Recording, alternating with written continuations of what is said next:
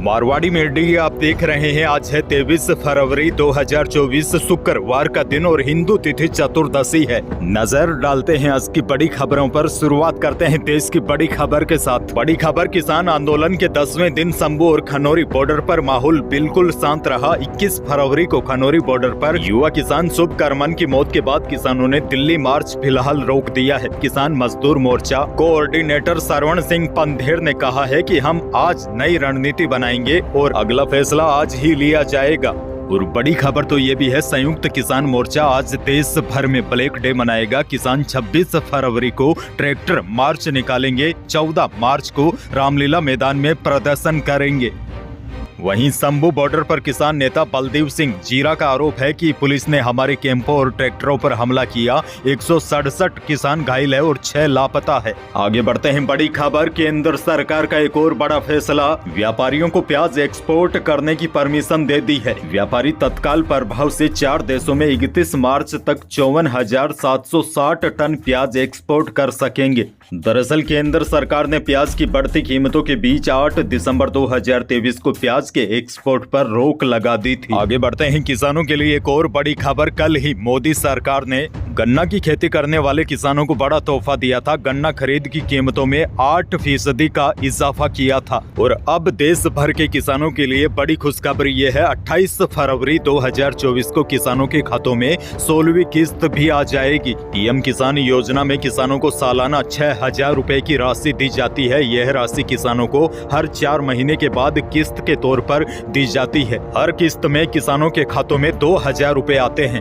हालांकि योजना का लाभ पाने के लिए किसानों को ई-केवाईसी और जमीन का सत्यापन कराना जरूरी है। अच्छा, बड़ी अपडेट आपको यह भी दे दूं, राजस्थान सरकार ने अभी घोषणा की थी कि पीएम किसान योजना के तहत किसानों को अतिरिक्त 2,000 रुपए देगी, जिसमें कुल राशि 8,000 रुपए प्रति वर्ष होगी। यह बढ़े हुए पैसे कब आएंगे, 16वीं किस्त में किसानों के खातों में कितने पैसे आएंगे और किन किसानों के खातों में अब की बार 16वीं किस्त का पैसा अटक सकता है, इसके बारे में कल शाम को मैंने पूरी डिटेल के साथ वीडियो दिया है। आप चैनल पर विजिट करके वह वीडियो देख सकते हैं। फिलहाल आगे बढ़ते हैं बड़ी खबर, राज्य सरकार ने ओलावृष्टि से गत वर्ष खरीफ फसल में हुए खराबे के आधार पर श्री गंगानगर जिले की सादुल शहर तहसील के 10 गाँव को अभावग्रस्त घोषित किया है, यानी कि यहाँ के किसानों को सहायता मिलने की उम्मीद जगी है। आगे बढ़ते हैं, राजस्थान के लोगों के लिए एक और बड़ी खुशखबरी, प्रधानमंत्री ग्राम सड़क योजना में प्रदेश की 883 किलोमीटर की सड़कों का नवीनीकरण होगा, जिसके लिए 120 करोड़ की वित्तीय प्रोत्साहन राशि की स्वीकृति जारी कर दी गई है। 297 सड़क प्रोजेक्ट्स के लिए 120 करोड़ की वित्तीय प्रोत्साहन राशि स्वीकृत की गई है। इसको लेकर उप मुख्यमंत्री और पीडब्ल्यूडी मंत्री दिया कुमारी ने कहा कि विगत 8 माह से यह स्वीकृति अटकी हुई थी, लेकिन हमारी सरकार ने इसकी ओर कदम बढ़ाए हैं। गाँव में सड़कें बनने से ग्रामीण क्षेत्रों का विकास होगा। आगे बढ़ते हैं बड़ी खबर, देखिए परिवहन विभाग की ओर से जनता के लिए बड़ी खुशखबरी सामने आई है। अब से वाहन पंजीयन वाले जिले में फिटनेस कराने की बाध्यता हटा दी गई है, यानी अब किसी भी जिले में वाहन का फिटनेस हो सकेगा। इससे पहले चालक को अपने पंजीयन जिले में ही जाकर उसका फिटनेस करवाना होता था। ऐसे में चक्कर काटने पड़ते थे और गाड़ी के लंबे टूर पर होने के कारण खासा परेशानी का सामना भी करना पड़ता था। लेकिन अब वाहन पंजीयन वाले जिले में फिटनेस कराने की बाध्यता हटा दी गई है। अब किसी भी जिले में वाहन का फिटनेस हो सकेगा। आगे बढ़ेंगे, बड़ी खबर नागौर जिले से है। नागौर में गुरुवार को दिल दहला देने वाला हादसा सामने आया है। डेगाना कस्बे में बाजार से गुजर रही बोलेरो के ड्राइवर को अचानक हार्ट अटैक आ गया और गाड़ी बेकाबू होकर विश्वकर्मा जयंती की शोभा यात्रा में घुस गई।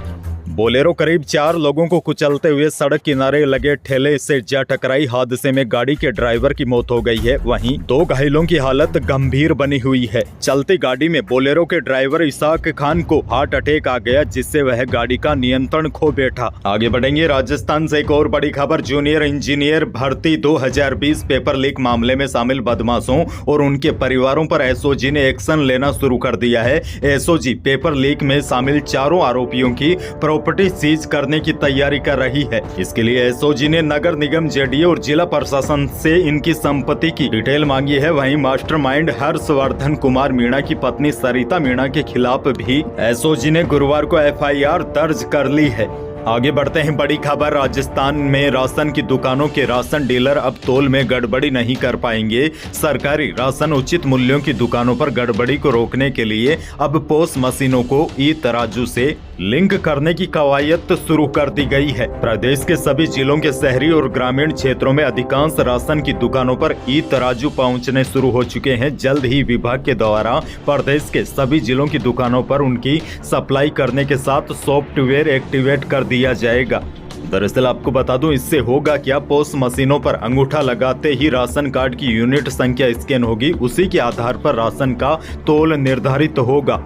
यानी कि ये एक नई तकनीक होगी और डीलर इस तकनीक से अगर छेड़छाड़ करते हैं तो तुरंत पकड़ में भी आएंगे। दरअसल कई जगहों से शिकायतें मिलती है कि राशन डीलर तोल में गड़बड़ी कर देते हैं, इसीलिए सरकार ने अब यह नई तकनीक शुरू की है। और कई बार शिकायतें यह भी सामने आई है कि राशन डीलर इलेक्ट्रिक तराजू की रीडिंग को भी सेट करवा लेते हैं। इससे रोकने के लिए यह नई व्यवस्था शुरू की जा रही है और जल्द ही प्रदेश के सभी जिलों में यह नई व्यवस्था शुरू हो जाएगी, जिससे आम उपभोक्ता को कहीं न कहीं बड़ी राहत मिलेगी। आगे बढ़ते हैं, मौसम से जुड़ी बड़ी खबर। 22 फरवरी को भी भरतपुर संभाग के कुछ भागों में बादल छाए रहे और कहीं कहीं पर हल्की बारिश भी हुई। और अब मौसम से जुड़ी बड़ी खबर ये है, आज 23 से लेकर 25 फरवरी के दौरान राज्य के अधिकांश भागों में मौसम मुख्यतः साफ रहेगा, लेकिन आने वाले दिनों में एक और कमजोर पश्चिमी विक्षोभ के प्रभावी होने की संभावना है। 26 और 27 फरवरी के दौरान प्रदेश के